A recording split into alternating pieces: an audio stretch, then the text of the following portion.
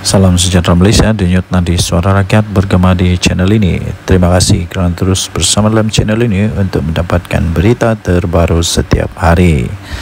Sila tekan butang subscribe, like dan share. Malaysia kita punya, cintai Malaysiaku, kita jaga kita. Kita akan mulakan berita terbaru daripada channel ini. Tekan butang subscribe, like dan share. Salam sejahtera Malaysia, denyut nadi suara rakyat bergema di channel ini. Okey, tuan-tuan dan puan yang dihormati sekalian, sepanjang beberapa hari ini, perkara yang amat hangat di seluruh berita ataupun semua penganalisis pengulas politik ialah tentang di mana adanya konon-konon lah, ura-ura lah, konon lah, cerita kabar angin lah yang mengatakan MCA dan MIC keluar daripada Barisan Nasional. Tuan-tuan dan puan yang dihormati sekalian, itu hanya berita kabar angin. Walaupun begitu, malam ini, hari ini, pagi ini, hari ini, petang ini, apa-apa sajalah masa yang anda tonton video ini, saya ingin nyatakan bahawa tidak ada keuntungan pun kalaulah MCA dan MIC keluar daripada Barisan Nasional. Apa keuntungan bagi mereka? Mungkin anda boleh berikan komen. Apa pendapat anda? Sekiranya MCA keluar daripada Barisan Nasional, adakah yang sanggup untuk menerima mereka sebagai satu gabungan politik, rakan politik di dalam gabungan? Sanggupkah Perikatan Nasional ambil MCA? Sanggupkah Perikatan Nasional untuk ambil MIC? Dan apa kelebihan MCA dan MIC kalau keluar daripada kerajaan? Tidak ada sebenarnya. Jadi tidak ada apa-apa gunanya untuk Barisan Nasional, kerugiankah, keuntungankah kalau MCA dan MIC keluar daripada Barisan Nasional? Kerugian tidak pada UMNO, tidak juga kepada kerajaan ini, kerana MIC dan MCA mereka hanya ada berapa kerusi dalam parlimen. Tidak pun sampai 5 kerusi dalam parlimen, hanya berapa saja, MIC berapa kerusi dalam parlimen. Tidak akan menggugat apa-apa, tidak akan menjadikan kerajaan yang sekarang ada ini tumbang apalagi kalau tukar kerajaan, tidak mungkin akan berlaku. Walaupun sebenarnya secara faktanya pun, andai kata Barisan Nasional semua keluar daripada kerajaan pun, kerajaan Madani ini tidak akan tumbang pun, tetap akan kekal menjadi kerajaan sekurang-kurangnya sampai pada PRU 16 nanti. Tuan-tuan dan puan yang dihormati sekalian, jika begitu, apa sebenarnya sebab untuk Barisan Nasional kehilangan MCA dan MIC? Tidak ada apa-apa sebab pun. Lainlah kalau kita cakap tentang UMNO, mungkin mereka kecewa tentang Najib Razak, mungkin mereka kecewa tentang banyak perkara-perkara yang mungkin saja. Tapi untuk MIC dan MCA tidak ada apa-apa isu pun yang mereka boleh timbulkan. Mereka malah perlu bersyukur, berterima kasih kepada kerajaan ini, kerana walaupun jumlah mereka yang sedikit macam tu pun, tapi tetap dianggap amat penting oleh kerajaan Madani ini. Jadi tuan-tuan dan puan yang dihormati sekalian, pada pendapat saya, ini pendapat saja ya, semua orang ada pendapat masing-masing. Anda boleh bantah, anda boleh bangkang pendapat yang saya utarakan ini, terpulang kepada anda.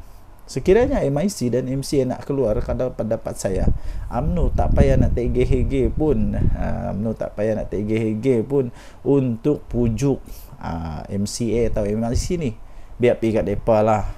Mereka nak pergi bergabung dengan PAS kah, nak bergabung dengan Bersatu kah, terpulanglah. Mau buat pergabungan baru. Kalau sekarang ini ada Perikatan Nasional, mungkin selepas ini ada Perikatan Paling Nasional. Tak kisahlah. Yang penting pada pendapat saya, kalau mereka nak keluar, biar pergi kat mereka. Mungkin mereka suka untuk jadi pembangkang, dipersilakan. Tapi setakat ini semua itu hanya kabar angin. Dan kalau mereka keluar pun, tiada apa-apa pun kerosakan kepada kerajaan ini. Jadi apa pendapat anda? Sila tinggalkan komen anda. Sekiranya MCA dan MIC mau keluar, apa pendapat anda? Betulkah mereka mau keluar? Mungkin anda ada sumber yang lain yang mengatakan mereka mau keluar.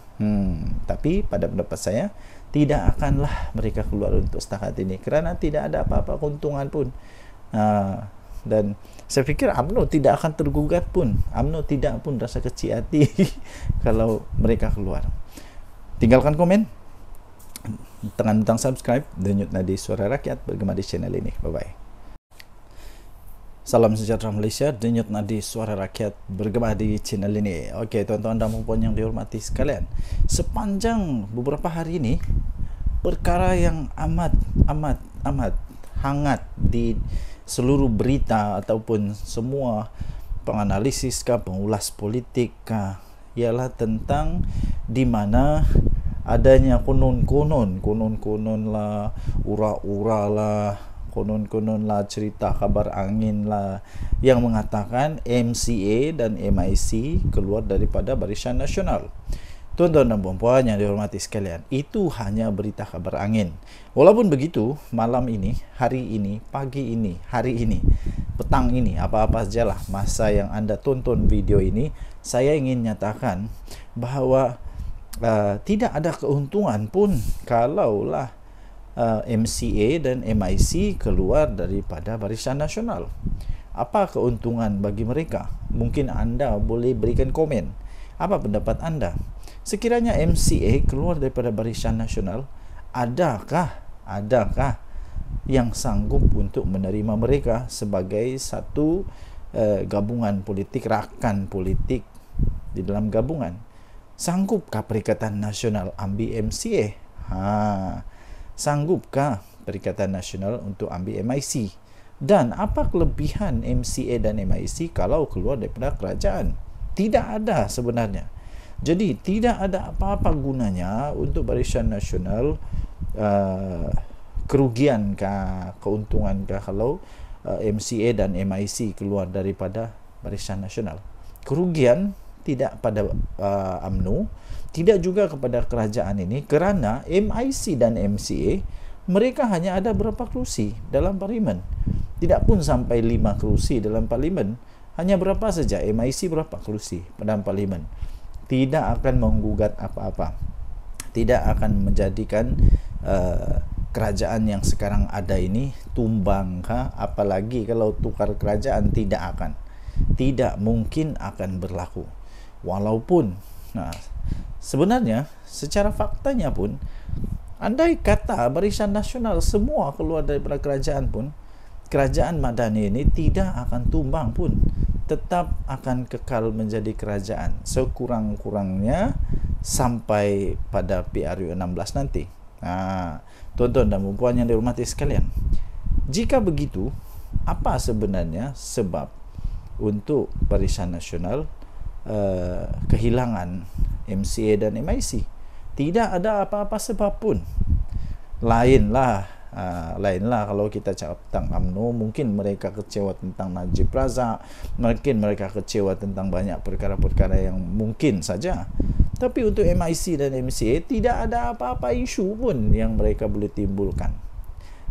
Mereka malah perlu bersyukur, berterima kasih kepada kerajaan ini, kerana walaupun jumlah mereka yang sedikit macam tu pun, tapi tetap dianggap amat penting oleh kerajaan Madani ini.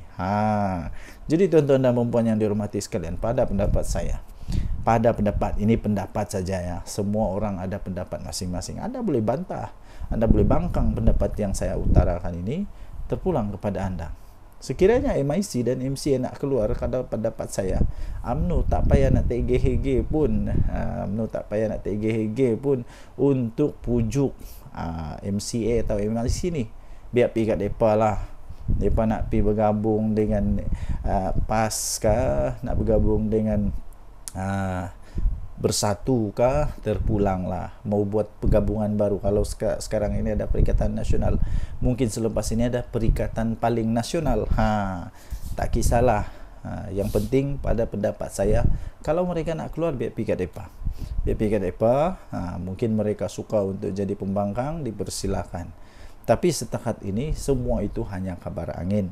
Dan kalau mereka keluar pun tiada apa-apa pun kerusakan kepada kerajaan ini. Jadi apa pendapat anda? Sila tinggalkan komen anda. Sekiranya MCA dan MIC mau keluar, apa pendapat anda?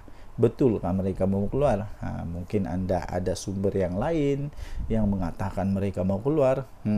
Tapi pada pendapat saya, tidak akanlah mereka keluar untuk setakat ini, kerana tidak ada apa-apa keuntungan pun. Dan saya pikir UMNO tidak akan tergugat pun. UMNO tidak pun rasa kecil hati kalau mereka keluar. Tinggalkan komen, tekan butang subscribe, denyut nadi Suara Rakyat bergema di channel ini. Bye-bye.